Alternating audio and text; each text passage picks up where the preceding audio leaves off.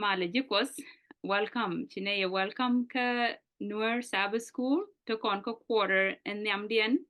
ke 2024 ku kon le te ka jogo ngwandien. Jogo ngwandien to kon ka chang and diodien.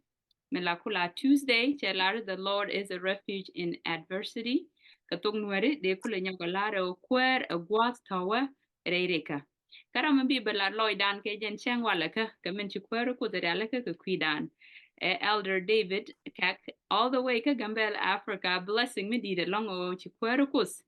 Che media, che realeko banero dan linguas ne kondial. A tok tianga ke guaron wang kie guachangdar, we mon ke le guam biao linga je ngode che matter, but chikwerukus dan che realeko bana Jews calling banero benchum ke riet ke. So mi chi chang nyam ke introduction lesson mi chi miss ki chang raude mi chi miss kadamanda na kam ti limo lui ni jog bu ko link ni chet ken to wala to kon ke chang and yodian karam bi non kon elder David ka ken ni cheji welcome ken gwaze me bu kwaro kos bete kel ke ji ni bi ayene ye kos. Thank you.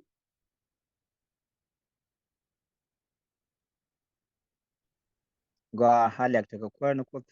goro ba yende alner kamale chode chet men chaling and David Kakshul lesson gora ki ngijin gora bana den kijin gwa me jen chang kadiok men cha goro Tuesday ko no kut gwa stowa reriga kan kono pal chane chuk chane bugo me chane jelep bug din chuk wel baro bed bangwan chuk wel baro bed baro ka bed bangwan bug din chuk wel baro beden baro din awo ka bed in bangwan din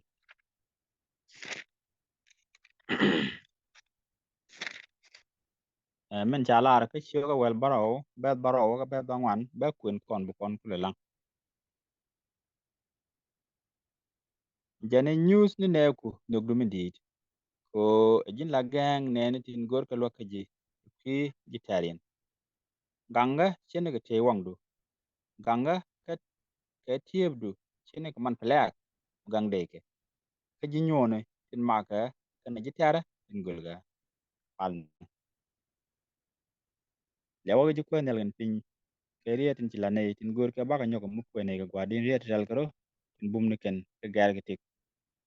ko bene lo gwadin bene bo ke long ye ko mun ga gwad ne ko ngeja churi chu ko rendi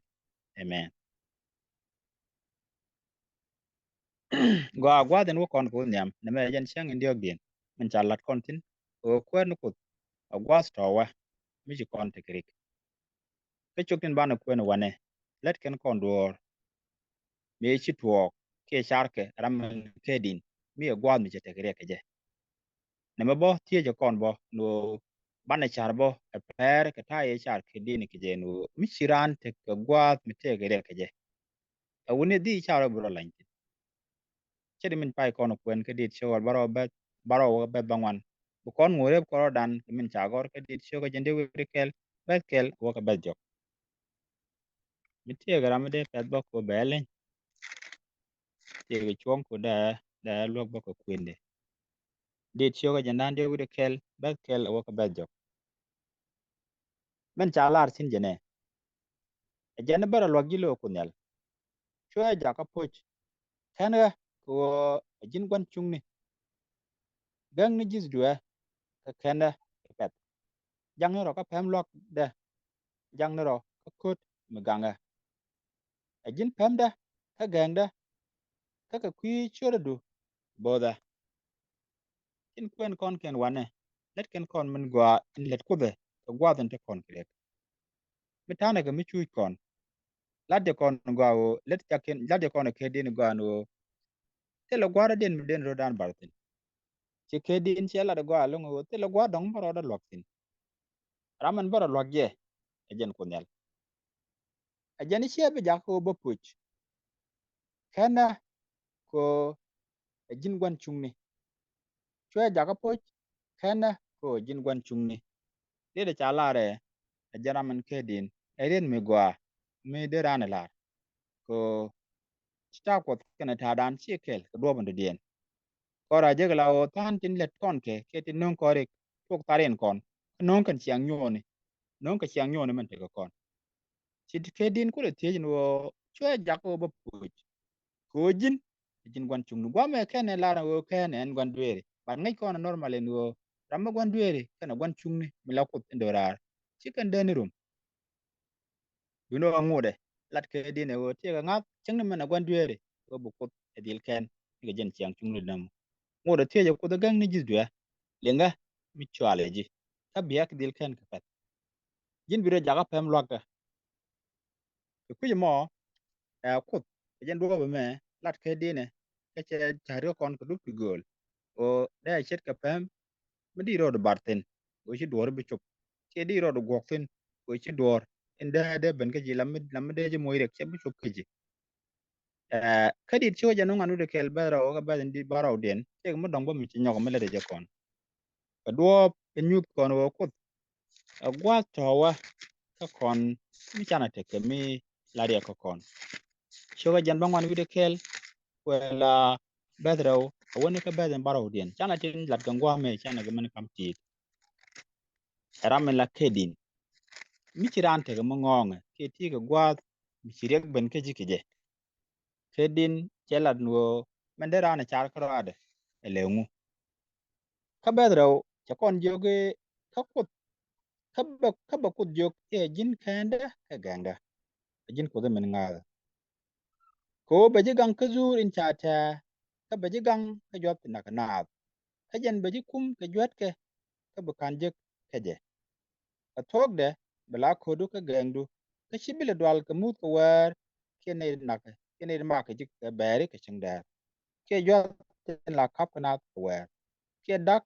mi bi ben ka ching da ka dong de ne ti bal dor liu ga ka du ka de bal dor wel ko kin liu pek shwedu dung do tele mi bi ben tie ka du ka bi gwe ni jin wangdu bi dwejin ba dwej ne ti lat jeng nen kami ji ko nyal jaka luegdu a shi ko dini jen jaka gengdu tele mi je mi bi je tele dak mi ben wat chiengdu ne me a jenin chala de kedin malat kedine to ken ka diale ji kon ko kwendini jiyo no kono ko gwat gang ka kon mi chana kerek dene wo ka ko dene wo ka ko dene wo ka je ko jen gwat gang ka kon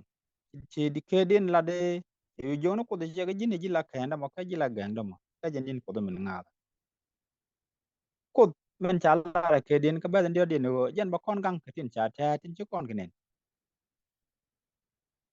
wi mon ke lu ka tin nen kon ngi yang ching kon tin gwa ma de ne je gwi chi te ngwa na bot de ko na gang ke mi nen kon ke na me pere ka min chirai ko dalat kon no ne ne chirai ko me e boy chung ne ka men chi min ti ke din lar ka jen elamber ka boy chung ni ga ai wa ne kon tin ke liu te le men kon mag diari gwanin lat pinyi diari ko kon tele mi ngai kon tin bat gwa me ci ke din kon kam ngat murung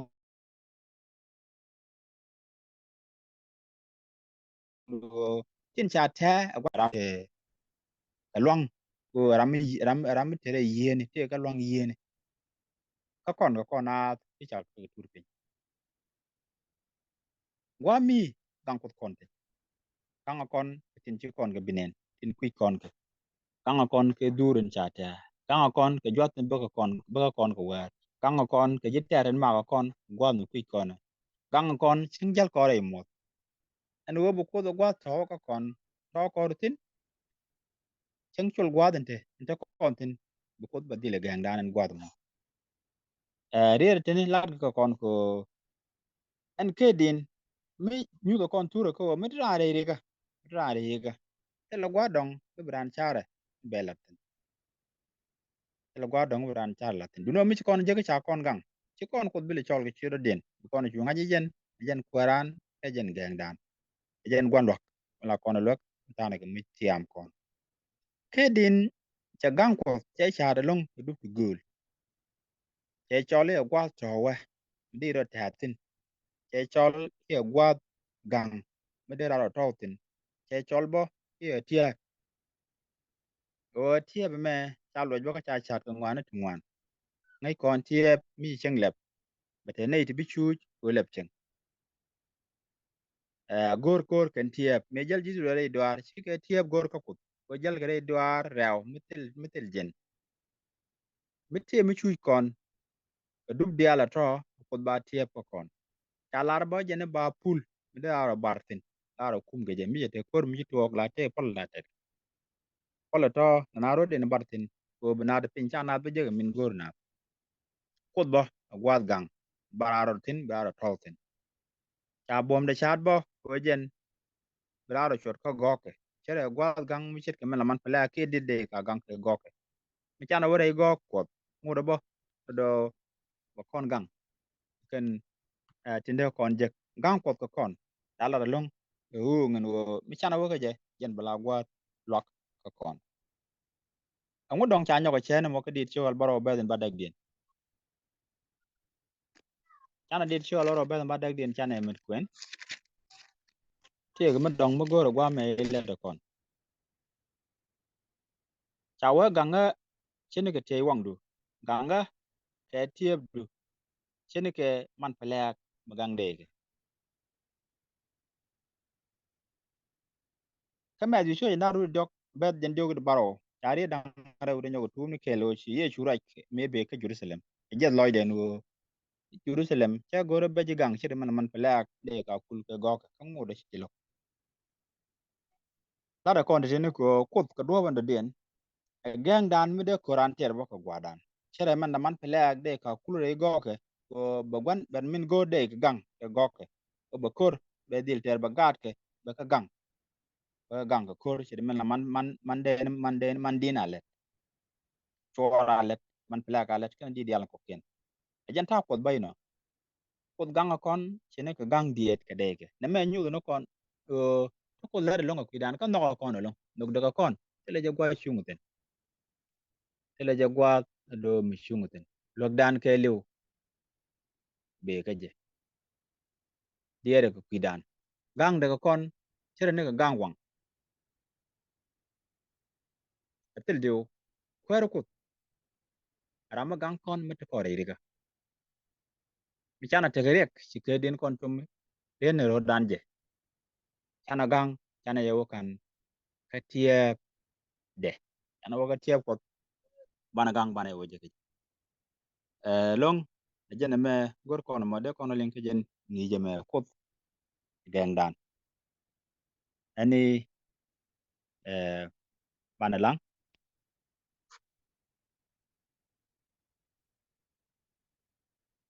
lo tes ko nyal gan pin ko jine ngai re yen kun go mission tene gere telo gwa do ngaba ko tin go jini jin geng da bone won yam ko mo ne ngat ne pel pin ko mission te go mongong ne lo ko bu gwin ne ko kene chine be ba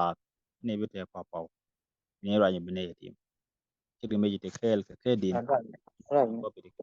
ken pa ma jodi ju kwere ndi amen Amen, amen. Lesson mo go along channelingo. O kwero kos ganga kon chene ka mena man plag la de ka la ka ganga. Ena wana ka tiep gwandan. Chang to kore rigni ba kon lwak. Ka ba kon yo ba je lesson in chikona linka chang and diodien. Bana le je ka chang ngwan dien ba kwero kos bete kel ga ya. Piate ka mal. Bye.